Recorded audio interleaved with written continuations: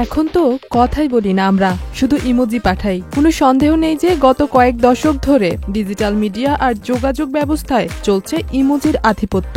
আমাদের news feed থেকে শুরু করে কমেন্ট বক্স, মেসেজ থ্রেড এবং যোগাযোগ চালিয়ে নেওয়ার মতো সব জায়গায় দেখা মেলে ইমোজির।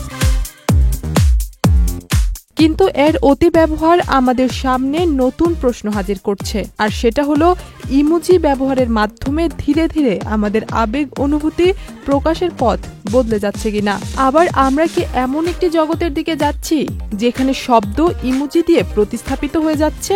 যমুনা ইলেকট্রনিক্স ঈদে ডাবল খুশি অফার সিজন 3, যে কোনো পণ্য কিনলেই পাচ্ছেন নিশ্চিত ঈদ উপহার। ইমোজির প্রথম দৃশ্যপটে আসে 1990-এর দশকের শেষ ভাগে জাপানের ইন্টারফেস ডিজাইনার শিগেতাকা কুরিতার হাত ধরে। ইমোজির একটি ভালো তুলনা হতে পারে ফাস্টফুডের সঙ্গে, যা দ্রুত ও সুবিধাজনক উপায়ে খাওয়া যায় কিন্তু আদৌতে স্বাস্থ্যকর নয়। বিশেষ করে শিশুদের ক্ষেত্রে প্রভাবটি বেশ ব্যাপক, কারণ এই ধরনের যোগাযোগ পদ্ধতি ব্যবহার করার কারণে তাদের লিখিত যোগাযোগ দক্ষতার সঠিক বিকাশ ঘটে না।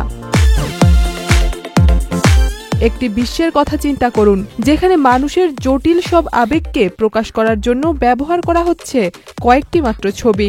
এটা হয়তো খুবই দক্ষতার পরিচায়ক, কিন্তু সেই সঙ্গে আমরা যা হারাচ্ছি তার চেয়ে কি মূল্যবান? ইথিলা কবির প্রমা, চ্যানেল আই।